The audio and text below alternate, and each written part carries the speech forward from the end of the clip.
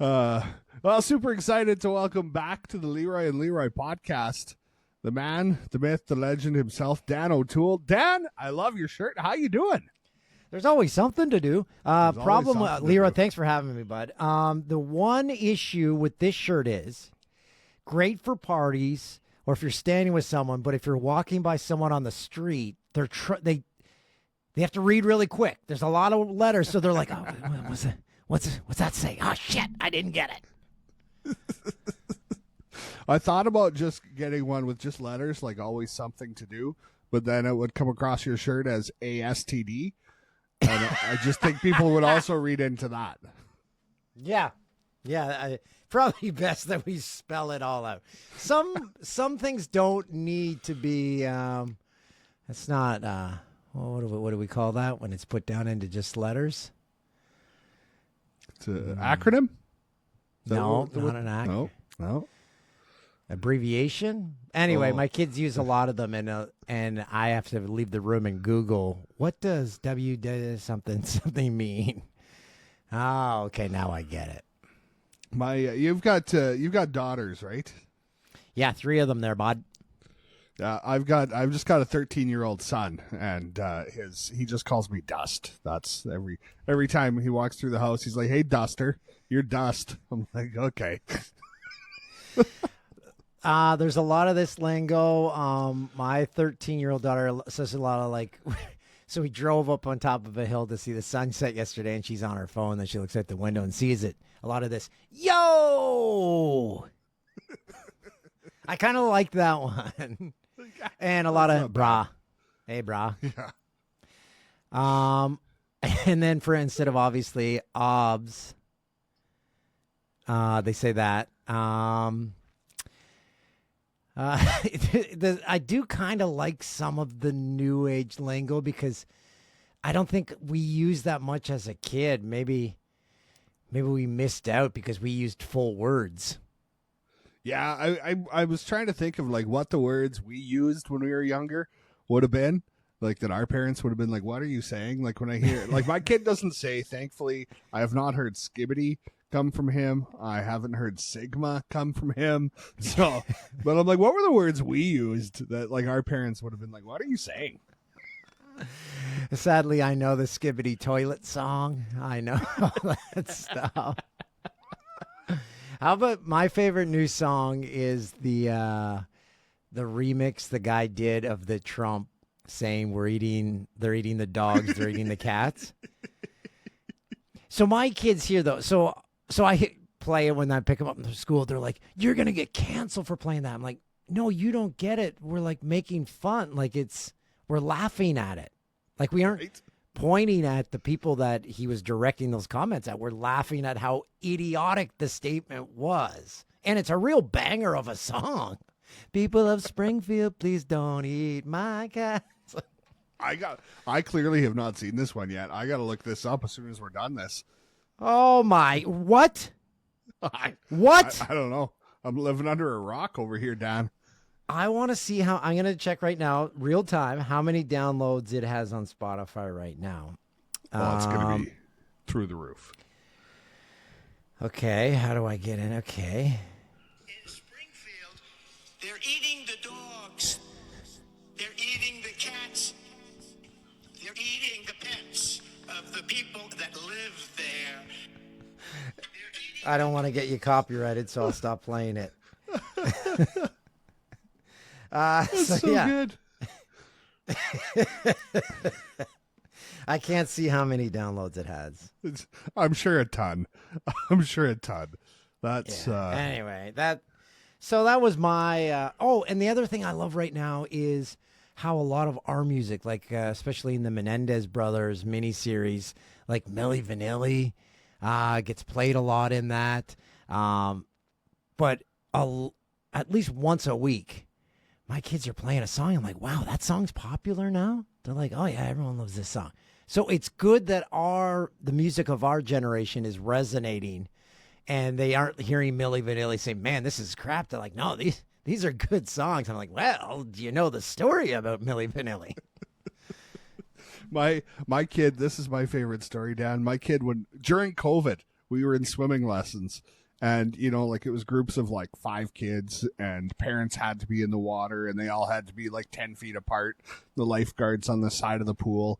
And she's asked the kids, what's your favorite music? What do you guys like to listen to? And my kid, who's like 9 or 10 at the time, shoots his hand up. He's like, I like Eminem. Yeah. That's what we're talking about. Like, that's my boy. Yeah, I bet you all the other parents were like, nod of way to go. Yeah, very acceptable. But I love when our culture does make a comeback. And see, I don't know if you've watched the Menendez brothers, but not yet. I've got it on my to watch list. Just seeing how we all dressed, we all dressed like we were from out of Saved by the Bell. Like there was no rhyme or reason. It was just the dumber it looked. Yeah, we wore that. I remember going to this pant store in Moose Jaw. It was called Pick a Pant Warehouse. So wait. Yeah. I'm going to stop you in your track. There was a store just that sold pants. Yes, it was called Pick a Pant Warehouse. So we had some sort of clothing manufacturing place, and all the stuff that had defects, they would send to Pick a Pant Warehouse. So you could go in and buy pants for like $3 for a pair of pants. So I remember going in there and getting a pair of corduroy pants with like a size like 44 waistband, like 22 sizes too big for me, so that I could have the super baggy corduroy pants. And I look back on that and like I made some interesting decisions. Oh yeah, but I bet you those were banging. You looked great in them. Yeah, best $3 I spent, I'm sure. I've got a pants story if we've got time. Oh yeah. My sister used to work at St. Vincent de Paul, helping out. People bring in their donations and stuff, and they like to make it a nice shopping experience, so it feels like you're in like a regular store. So they've got all the jeans and stuff lined up on hangers. All the shirts are hung up. So you're like, okay, I like this experience. One day, a gentleman came in, and he's kind of walking kind of quick, and he goes over to the pants, and he grabs like 3 pairs from the hangers, goes into the change room. He wants to try these on. So he goes in, comes back out with the 3 pants on the hangers, and goes and hangs them up again. My sister's like, I guess he didn't like any of those, but he immediately left the store. So she's like, I'm going to go see what's going on here. So she went over to check the pants that he rehung up. What he had done was take a pair of pants that were hanging up from the store, replace his that he had shit in, cleaned himself up with his pants that he wore in, and then put his shit-filled pants back on the hanger, and then proceeded to put those back on the rack. And he got away with it. Oh, no. It was the perfect crime. Like I bet you the staff was like, gotta hand it to him. That was pretty smooth. Oh, no. He came in with a plan. He executed it to perfection and got away. Because he's thinking, what are they going to do? You owe us $2. Well, how about the shit you left in these pants? That's your problem now. Oh, so that's I your don't think problem. it was mine. So many things to unpack, like discovering those pants. Just like I have a pretty bad gag reflex. I think I'd be gagging up a storm there.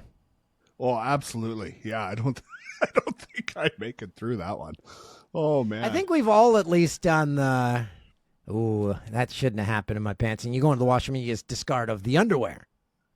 Yeah. That's happened to everyone. Everyone in the world, everyone that's over the age of 30, that's happened to once in their life where you're like, no saving that underwear. We're just going to go commando from here on out. Yeah. You don't hear those stories enough. No one wants to talk about this it. together. But everyone's prepared for it because when you go on a trip, everyone brings too much underwear. Oh, yeah. Always, because you're like, there might be a blowout at some point. Just in case, gotta have that extra pair with you. You never know. It reminds me of the Adam Sandler movie with That's My Boy, when Andy Samberg carries around an extra pair of underwear in his pocket of his coat. Yeah. Speaking of Adam Sandler, have you noticed this? The female lead in almost every one of his movies has the initials VV. Like Billy Madison, it was Veronica Vaughn. In Waterboy, it was Vicky Valancourt, Virginia Venet and Happy Gilmore, Valerie Viren and Little Nicky, and Violet Valentine in Hubie Halloween. Have you researched an interview in which he explains why? I can't find anything. I can't find anything about it. Okay. I really want to know the story behind it. I also like his I don't give a choice of clothing. He simply doesn't care. It's like basketball shorts and a T-shirt no matter where he's going. Yeah. I applaud that. I applaud that a lot. They're making the new Happy Gilmore. I hope it has some success, which most Adam Sandler movies do, but might be too many years too late. You know, I think it'll be successful regardless. I think whether it's like the funniest movie you've ever seen. Is it straight to Everybody Netflix? wants to see what happens, right? I don't know. Yeah. That's a good question. Which I don't think it matters now going to the theater or not, because people are going to watch and that's where they make their money. I think Adam Sandler has that Netflix deal, so it might just be straight to Netflix, which I enjoy because going to the theater is like a process. When was the last time you went to the theater? I actually went recently. I went to see that Nick Cage movie, Long Legs. Okay. I went with my girls. You know why?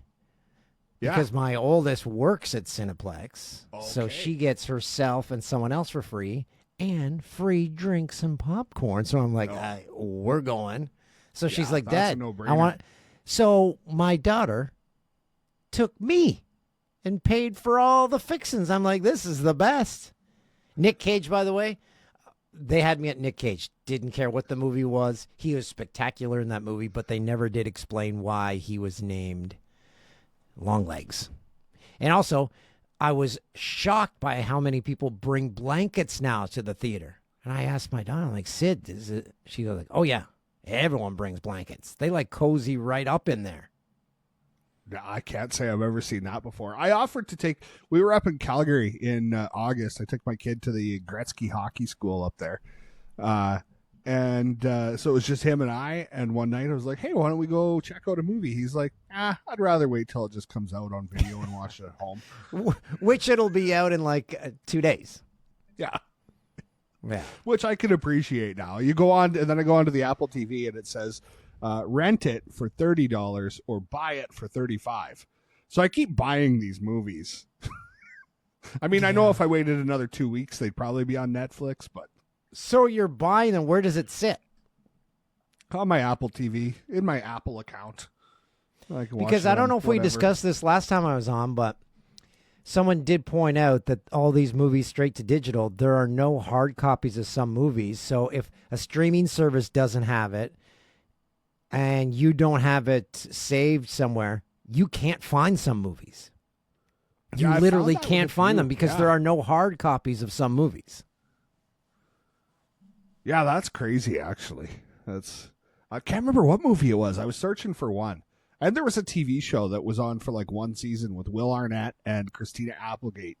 It was like Up All Night. It was about them having like their life with a baby. And we had a baby at the time, so it was absolutely hilarious. And I've tried to watch it since. It doesn't exist anymore anywhere. It's a good way if you don't like something that you put out there. You're like, just make it go away.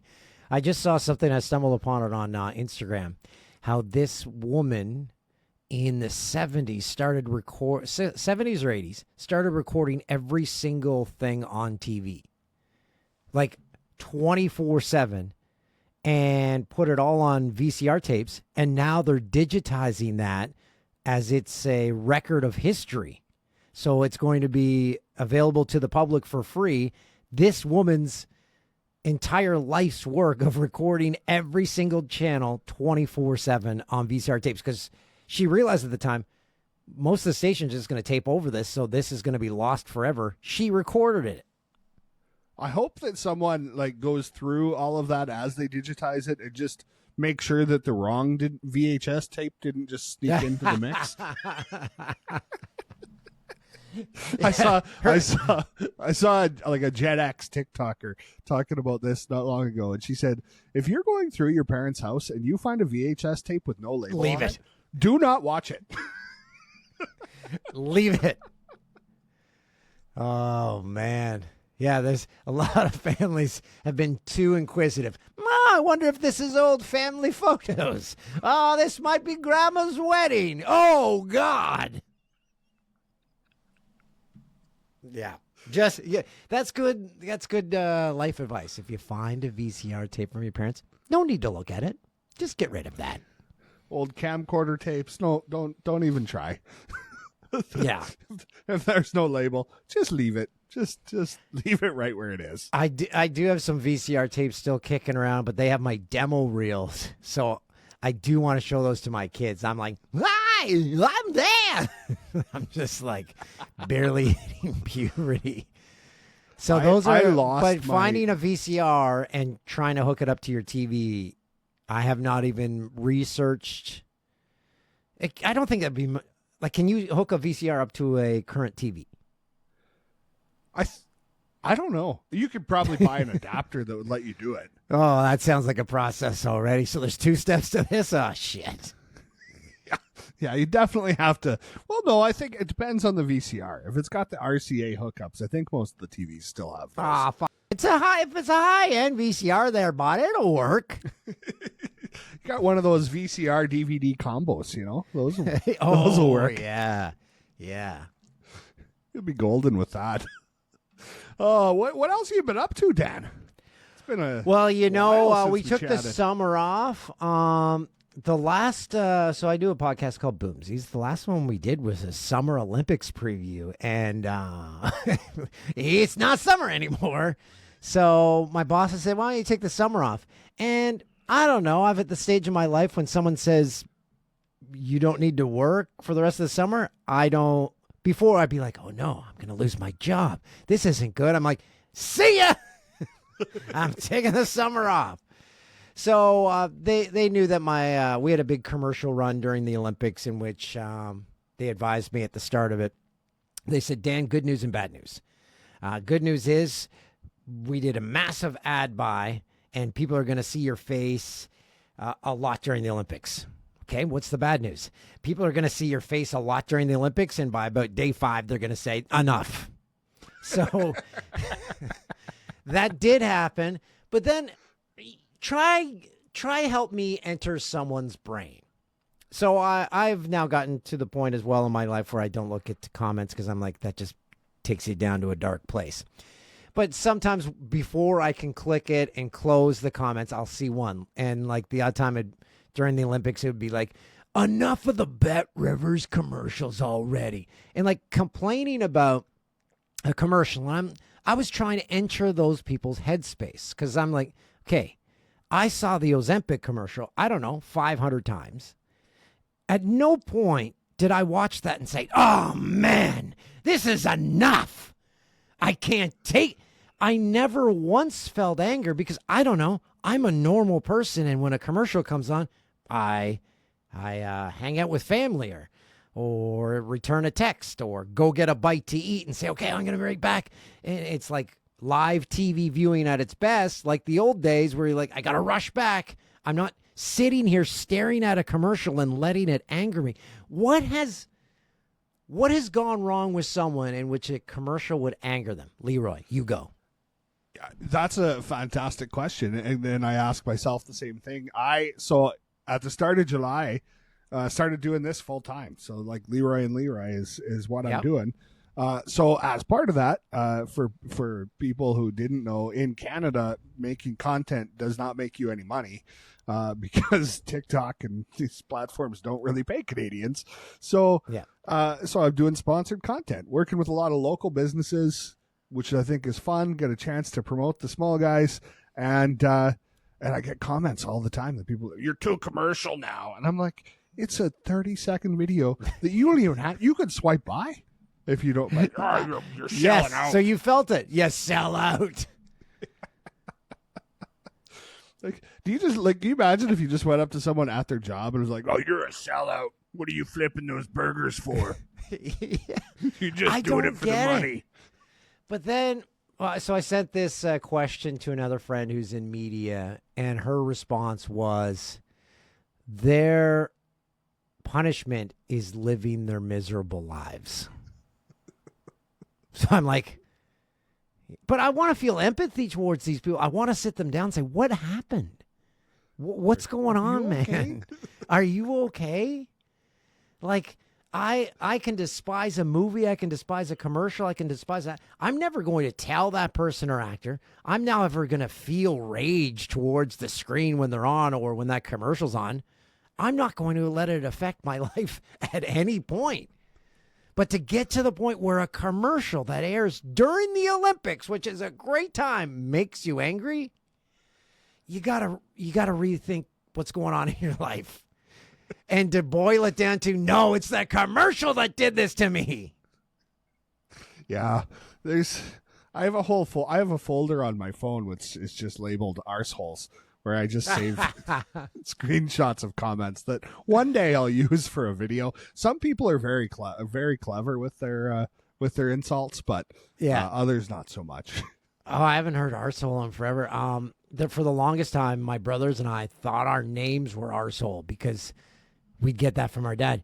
Why don't you close the door, you stupid arsehole? We always get called arseholes. He never dropped F-bombs or anything. He's always, oh, you stupid arsehole. So that's a blast from the past. Yeah, no kidding. No kidding. It is a good one, though. Oh, man. I'm going to start calling buddies arseholes.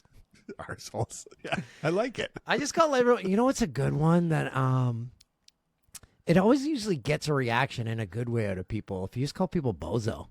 Like, I'll walk into the pro shop at the golf course. Hey, what's up, bozo? And they'll get a chuckle. All my kids and their friends, I'll say, okay, let's go, bozos. I don't know. Bozo's it's a non-offensive, fun word that you can use it on anyone, and they won't ever be offended. And they'll be slightly amused, like, they think enough of me, they're going to call me a nickname. It's bozo, but whatever. Yeah, hey, bozo. It's a good one. That's a good one. Yeah, but it's a lot. Arsehole, that's a touch and go.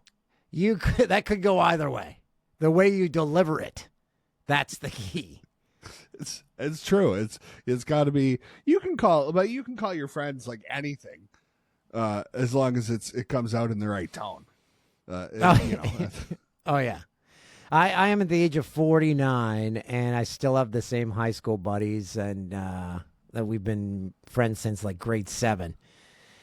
And every time we see each other, every time we're on a text chain, I look at it, and after we've all like chirped each other, and I'm like, we're gonna be doing this when we're 80. Hey, man, how was that? Oh, you a twig? Oh, you lifting 2-pound weights again? Like it's the same shit, and I'm like, I can't wait till I'm 80, and I'm on my deathbed, or 85, hopefully. My kids are like, oh, we got a text from, you got a text from your text chain with your buddies. Oh, what are you dying? That's, and I can't say the other words they say. And I'll be like, every guy listening right now knows exactly what you're talking about, though, Dan. And I'll just be like on my deathbed, my boys, those are my boys. It's so true. It's just I had a friend. I had a mutual friend of one of like the guy I've been friends with since I switched schools when I was in grade 6, and I've been friends with him ever since. To this day, we can go a year without talking, and we'll pick up, and like it's right. We're like we haven't missed a beat. But one of our mutual friends was like, "Yeah, I don't know how you guys are friends. I don't think he really likes you." And I'm like, that's just how we talk. That's just how we talk to each other. Yeah. It's great because like, it's when you're that long with someone, you never say to those buddies, "Hey man, I love you," but that's your way of telling them, "Hey man, I love you." Right? Yeah, absolutely. That's the boys' code. That's our boys' code. The boys' code. You got to learn it. Yeah, exactly. That's fantastic. Oh, I think last time I had you on the pod, Dan, we were about to go to Las Vegas for the very I'm first gonna time. slip a Zinner in here. I'm not doing drugs. Oh, it's all good. I got to pop Hey, the look. upper decker. Taking a trip to Zimbabwe. Oh yeah, you're on. Oh, supposedly they're cracking down on these things. Like the places where I get them, I'm like, yeah, we serve to you because you're a regular customer, but it's now contraband. Yeah, they took the Canadian version out of the stores, and it's now like you have to go to a pharmacy. Oh, they and took ask the the Xanax pharmacist out? for them. Yeah, you have to go to a Oh, pharmacy those were garbage. and ask the pharmacist for The it. Xanax tasted like someone had already had it in their mouth. Like it was so wet. So soggy. They Like, just is this fall apart. pre-chewed? Why is this pre-chewed? And Oh, they so were we can huge. Yeah, we can get a prescription for these? It's the strangest thing. It's like you can buy cigarettes at a gas station, but don't you have this less harmful version in there? You're not buying that there. Well, I will go to Parliament Hill and advocate for them because I used to smoke. Once I stopped drinking, I got into I'm like, I need something to feel crazy. So I started smoking cigars, and I'm like, okay, I like these. So I'd smoke like 2 a day, sometimes 3 on like a real wild day. But since I got these, no desire to smoke cigars. So I want to sit before Parliament. I went from 2 cigars a day to no cigars a day because of this product. I was trying my best, Justin Trudeau. I smoked, and then I left. I quit that, and I went to vaping, which was the worst. But and then I quit. I quit altogether for a little while and gained a lot of weight. And then I grabbed these, and you're right, 100%. Like you feel so much better with these. There's no, you don't need to smoke anything, and it's like they should be back where people can actually get them. But then you have buddies who it's now like it's a mission quest where they're like, hey man, I found a place that got 50 milligram ones. I'm like, whoa, that's not legal. Like that should be illegal. Ban those. That you're gonna die. They're like, oh, I got them. I also got 30s. I got 40. I'm like, no, don't do it. I'm like, give me the threes. Just give me the threes. Just keep it low and slow here. Oh man. So okay, back to this. Is this real? I can get a prescription for this? No, you don't have to get a prescription, but they're behind the counter. Like you have to go ask at the pharmacy to get them. So I just go into Shoppers. Hey, you got any Zim bangers? Yeah, it's the most ridiculous thing. No, you're setting me up. I'm going to walk up there. They're like, sir, are you on drugs? What are you talking about? I think it's only Xanax because I don't think they've legalized. Oh Xanax. my God, they kept the worst ones. Yeah, only Xanax, and they're behind the counter, and it doesn't make any sense. And the pharmacist, I picked up a thing of them once, and the pharmacist is just like mad, like they're angry that they're in there because they're busy dealing with actual people who need to be in there, and now they got all these other people coming in. So here's what we're gonna do. We can package our own version of Xanax. We just get a bunch of ashtrays, dump the cigarette butts into a pail of water, and then package those babies up. You got Xanax. People are like, "Hey, these are not bad. Kind of wet, but I think there's nicotine in here, right? I think so. I don't feel it, but yeah. I think we're doing the Xanax." Just half disintegrated. Yeah. I think that makes me think of Tim and Eric when they had the one commercial called cigarette juice. So it was Tim dressed as Spaghetti, and it's a commercial for cigarette juice, in which it's juice from a cigarette, and they're like, oh, it gives you all the tar and nicotine that you need. And Yeah, that's essentially what we would be producing with our cigarette butts and water. Oh, here, by the way, since you're a former smoker, I will tell you this. Anyone that used to smoke, I tell them about my research I did when I worked at a gas station. Really boring job. I don't know how we weren't held up because it was on a lonely stretch of highway, one light lighting this gas station. We were open till 10 o'clock at night, and I was the only one there. I'm like, and we were right next to a highway. Like, how was I never robbed? Anyway, so I'd sit there. A lot of people coming in for darts.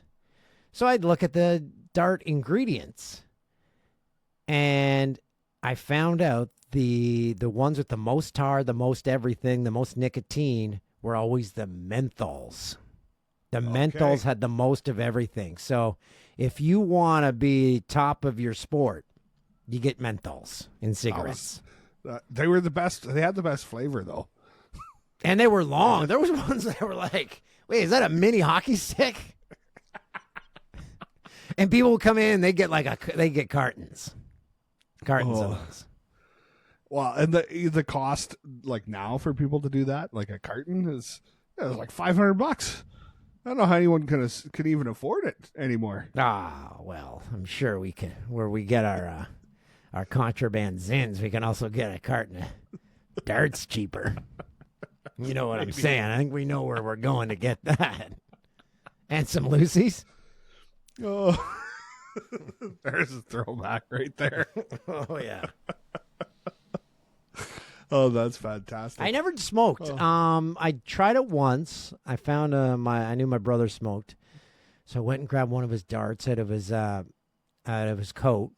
Drove the four-wheeler out. I don't know why I did this, but I went out to the middle of the field. I guess I didn't want anyone to smell that I was smoking a cigarette.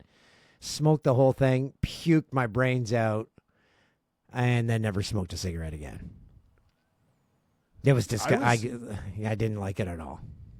Neither did I. I think I was in my 20s before I actually decided to smoke, which I don't understand why. It's probably because you'll appreciate back in the day. You said you didn't like it, so every time you smoke, you're like, man, I fucking hate this. I'm gonna do it anyway. No, not at first. Not when I was 16. No, when I first tried it. But then I think it's because back then you'd go to the bar, and everyone had a smoke in their hand inside. So you'd smell it when you showered or after not, the bar. you were smoking. Oh yeah, when that smoke came out of your hair. Oh yeah. Yeah. So I remember getting home, immediately changing, throwing my clothes into the laundry room. It's like just showering for an hour to try and get the smell off of yourself. Oh yeah. I used to not sneak in. It's when we were of age, but we had no money, so Buddy and I would go to the bar, and we were amazed at how many half-drank drinks were around the bar. So we're going around. Thinking back, I don't know how I'm still alive. So we're drinking these half-drank drinks. I'm like, oh, my God, we're bombed. And then that all ended when I picked up a beer bottle, put that to my lips, took a couple swigs, and then the cigarette butts hit my lips. And then I'm like, oh. Never did that again. That's the worst. Oh, my gosh. It seriously makes me gag now thinking of it. Oh, ugh, yeah. or picking up someone who has been spitting using the beer bottle as a spit cup. Oh, yeah. That's happened a lot. If you talk to any hockey player that's spent any time on a bus, it's happened on every single bus in the history of hockey that someone's picked up a spit cup and drank it. Just the most disgusting thing. Oh, no, not spit cup. It's always in a Gatorade bottle on the bus. Oh, we've got that yellow tinge to it. Yeah, I can picture it now, Dan. Oh, is that the new Gatorade flavor there, bud? Different color. Let me have a sip of that. Oh, man. Hey, have you ever traveled to Nashville? I have. I've gone there once. Loved it. This would have been... When the hell? I went there when I was in the States. Oh, no, when I got back. Oh, it was a good reason.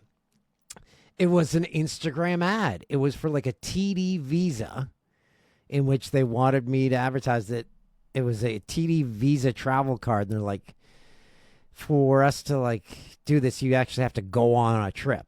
And I'm like, okay. So I didn't have the kids that weekend. I said to my buddy, you want to go to Nashville? He's like, sure, let's do it. So it was almost essentially like a business trip. Loved it. Loved the live music. Didn't go to the Grand Ole Opry, and I loved all the museums. Nashville, great town. You've been, right? Just for the first time, like 3 weeks ago. I'd never been there before in my life. I said I think I would have really loved it in my 20s. It's a lot. Like that Broadway, it is a lot. With like all the like 6-story bars and live music on every floor, and it's crazy downtown. It is, and it's bachelorette and bachelor party capital of North America now. I've heard that. There was a lot of bachelorette parties that we saw going by. Yeah, it's a must-do for stops in the States. I would definitely recommend it. I don't think you need to go again unless like you're a party animal and you're like, I love country music. If you love country music, like, yes, go there because it's like Vegas for country music. Yeah, absolutely. And I can see that. I'm not a huge country music guy. I mean, I like it as much as whatever, but I don't turn my radio to a to a country music station like ever. So okay, so let me ask you this. So you've been to Vegas and Nashville recently. Which one would you go back to first? I'm going to Vegas in a month. Question answered. Well, here's the thing for me. I think Nashville is a crazy party city and a lot of fun. But I feel like Vegas, you can kind of make whatever you want of it. If you want that crazy party, you can. If you want to sit by a pool all day, you can do that as well. And you can have whatever experience you want in Vegas. That was the difference to me. Plus, there's no casinos in Tennessee. Correct.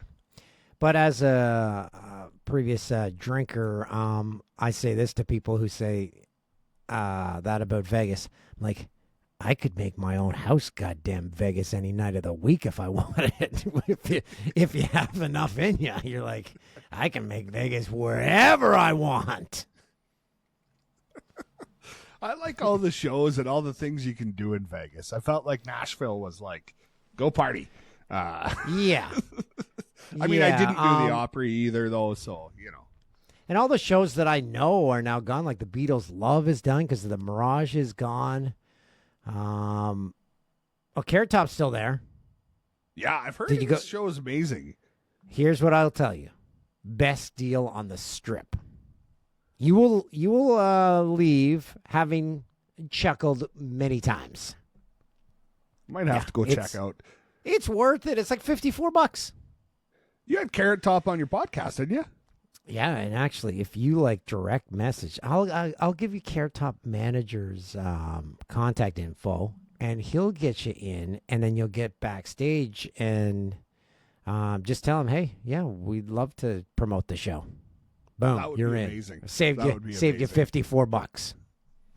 I would love to do that. I feel like he's an intriguing person. He is, and he's like starved for like seeing people because he's not stuck in a cage, but he's stuck in Vegas. He loves it. He's like, I don't have to travel. He goes, all my stuff is here. Like I know where I'm showing up at work every day. I know what city I'm in, but it must, for any performer who's playing in the same place every night, there must be some monotony to it. Yeah, you would think so eventually. I mean, like any job. Like any job on earth. You're like, you wake up. Do it, right? Yeah, you could be a billionaire. You could professional athletes like, oh God, like hockey players. I gotta go practice again today. The players that feel it the most have to be baseball players because they get like one day off a month during the summer. They're like, oh man, yeah, we get to throw a ball around, but can we just have the day off? Nope. Game number 87 today. Ever. Yeah. That's the problem with baseball to me is the season is just way too long. And so like just cut it like in half. And baseball players' kids grow up never having had dinner with their fathers. I can imagine. Because their dad's at work every night. Every single night during the summer. Nope, we'll have dinner with dad in the winter. Zip it. It's hard to feel bad for him with some of the guys getting, like $700 million contracts. Oh yeah, I know. But at the same time, you can't buy that stuff. You can't buy that time back. Absolutely. No, I'm 100% with you on that one. There's you got to take advantage of all those times when you can do those things. Yeah, I was always of the belief, I'm like, I had to be on TV. If I'm not here, someone's going to take my job. And then once I wasn't doing live TV at midnight and getting home at 2, why was I convinced, no, you need this. You need to be on TV. Once I was out of it, I'm like, oh, man, give me my family any day over that. I'll work at the general store so I don't have to go back and do that. I love that your story has brought you to that point where you're just like, man, this is my best life. I don't even know what I was doing. Yes, you get sucked up in the machine, thinking this is my identity. This I need to be seen, and I'm like, no, I don't care if I'm ever seen again. I just want to get my voice out there in the way I want to do it now. So it's a lot more freedom. Yeah, although I wish we could do highlights, because I would like to. Like my brother Francisco Lindor hit a home run the other night, and he sent me one of my lines. He's like, "Hey, heir to the Lindor chocolate fortune." I'm like, yeah, that was my go-tos. So I miss dropping lines like that, because that was my favorite part. Just dropping shit I think like of that. you. I think of you every time I see any clip with Bobrovsky in it. Yeah, Jay's still got that one going. Yep, I was there when we first started. He first started doing that. Just classic. Yeah, but all that stupid shit, just the fun we had, and just we always did the show trying to make each other laugh. And when we first went in, we're like, we want to do a show where we would sit there with our buddies and watch it. So that's how we did it. And sadly, TV's getting away from that now. It's not formulaic. It's just, it's lost its identity almost. I think it's just minimalistic. I think they're just trying to cut down to the very bare bones minimum of what they can get by for everything. But here, right now. I always bring this up. Anyone under the age of 30 right now, 20, now I'll put it at 20, will never pay for cable in their life. They will never buy cable because, first off, if I gave my kids $1 million, they couldn't find a show on cable TV. They don't know how to work it. It's obsolete. So how many thousands of customers are literally dying off, never to be a new customer again? How many new subscribers are cable TV? The numbers must be astonishing how quickly they're dropping. And here's what pisses me off, because I've seen this. The existing cable companies, the customers they're taking the most advantage of are the ones that they've had the longest. I know a senior that their family discovered they're paying $150 a month for a home phone line. Oh my goodness. That's a freebie now. They tell you, no, take it, it's free. Yet this person had been with them since the 60s, and they had the audacity to not tell them, you can get this for free. And the senior said, well, it's got call waiting. I'm like, oh my God, how many seniors out there? So I've actually made videos where I'm like, it's not an embarrassing thing to bring up with an elderly person in your life, or a relative, or a parent. Let me see your phone bill. It's not like, let me see your money in your bank account. Let me just see your phone bill. And I will tell you, 9 times out of 10, they'll be overcharged for a phone line or for cable TV. I know someone that was getting paid $200 for basic cable. They were getting charged $200 for basic cable. They had no channels. $200 a month. Yeah, that's ridiculous. My parents finally just gave up their home phone. Which, my mom gave her something. She goes, why do I have that? Right?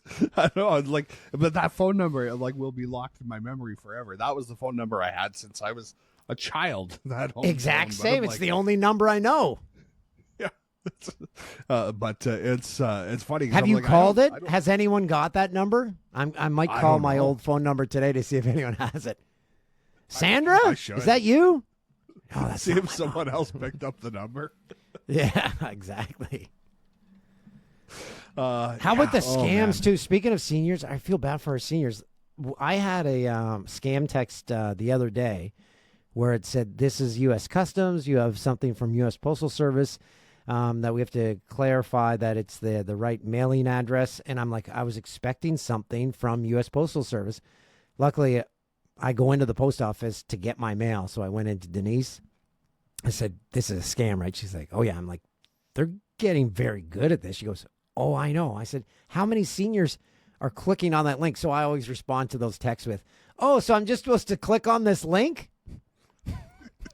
They never respond because I want them to say, "Yeah, just click on the link."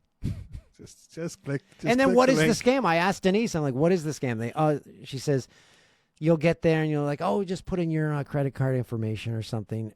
Because I always thought it was you click on the link and then they like infiltrate your computer. Okay. So I don't feel know like which one there's different levels to it, right? There's just depending on which one. But I feel awful for the people who get hit with some of those scams because they're targeting like seniors. Well, it's just who blanket. Are, yeah. That's AI is sending those out. I have a buddy who's in the tech industry. He's like, those are all AI generated. Because I always have I get into conversations with some of them when they're like, "Hey, is this Marie?" You ever get those ones? Yeah, I'm like, just a "Oh, random definitely." text. They're like, "Marie, we met last week." I'm like, "Yep, that's me." And they're like, No, I think it's the wrong number. I hope I didn't bother you." And I'm like, "Nope, it's Marie. This is Marie." And my buddy's like, "You're talking to an AI per thing. Like, you're not talking to anyone." I'm like, "Oh, shit. You ruined my fun." I didn't even realize that part of it. I just assumed they were coming up with that initial thing they sent out via AI because they've gotten a lot better sounding than they used to be. Those emails and texts you get, but I didn't realize the whole thing was coming back that way. That does take some of the fun out of responding to it. I know. Yeah, and then some of the emails, the ones looking for love, they got to work on their English because it's all grammatically incorrect. And I still respond to those because you had a whole series going back. I did. I have a long correspondence in which she was going to fly here. I said, no, I'll fly to you. She's like, no. You just send me $750. I'll fly to you. I'm like, no, I actually took time off work. I'm going to come see you. I love how long you kept that going for. Oh, yeah. It's the simple joys in life. Oh, man.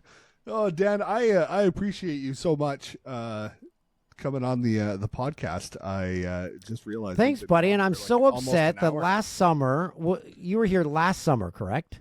It was it was earlier this year. It was like It was February. early this summer. It pained me that I had to cancel. Like the kids, something came up and I couldn't make it down there. So next time, give me a heads up and I will schedule it off. I'll say, "Kids, you're on your own. I'm going. I'm going." No, I would love to. I definitely want to get out there. I wanted to again. go in your room. You were in the Sky Dome hotel room. Yeah, they were really I've never cool. been in one. It was they put us up in that, said, do a video for us, tell people about the rooms, and I'm like, I want to go there and watch a Blue Jays game from one of those rooms at some point. It's a pretty cool. They're pretty Wait, awesome. you didn't see a game from the room? No, Oh, I yeah, got the to see- renovations were going We on. were doing the renos, yeah. That was So my you sneak you peek. could have done a Homes on Homes edition instead of a game. You just give us details on the renovation. So, what they're doing over here is fixing things to make them better, and then over here they're fixing things, but over here the work they're doing, you're going to ask why did they do that, and that's why they're doing it.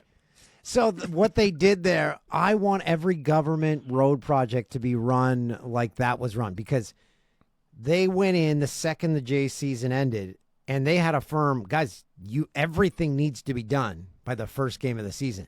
And if it wasn't, the penalties were astronomical. Like you would have to move a Major League Baseball game. So that timeline, what they did in that time, hats off to them. I just think every building and road project in Canada needs to be run like that. 100% agree with you on that one, Dan. Because how many road projects are there? Like I've told my kids, I'm like, My next life, I'm just going to go buy a bunch of pylons, and then create a roadwork company, set up the pylons, and never do anything, and just like collect money. Just like no one is ever there. We're working on it. We'll get there. Yeah. No, you don't even have to say that. No one even checks. No one checks. Oh, pylons are there. They're doing something. Like once a week, someone will go there and just, like a guy with a shovel or a broom, they're hard at work. One guy shows up one week. You got to park some like construction vehicles in the ditch too, like beside it. Like the amount of times I've gone through a highway zone and you're slowed down to 60. Everyone's, oh, come on, I can try to. And then you drive by and it's just a bunch of like empty excavators parked along the road. No work's happening. No one's around. No, get an old shitty truck and then park it there and just walk with a clipboard, like shaking your head with a hard hat on. You're like, oh, shit, they're frustrated. They're trying to get this done. He's on top of Foreman's here. It's the next job. Dan O'Toole's Construction. We'll let not you know put my name. It'll be a numbered company that no one will ever find. Where'd all that money go? I don't know. We paid it to 1724389. Yeah, exactly. Oh man. When's the next episode of Boomsies coming out? It's going to be coming out next week or the week after. We're back, baby. Boomsies is back. We can't wait. And then we also have another thing starting up called Toronto Rush. Don't let the name fool you, because I'm still struggling with that one. I'm like, why do we alienate everyone in the country by naming it Toronto? So we're working on that, but keep an eye out for that as well. Okay. Because isn't there a lacrosse team named the Rush? The Saskatchewan Rush. Yeah. Oh God. It was actually my first thought when you said Toronto Rush was the the Saskatchewan Rush, and then the Toronto Rock. Like you just confused the teams. I was never consulted about the name. Let me just put that out there. Well, I'm sure it'll be good.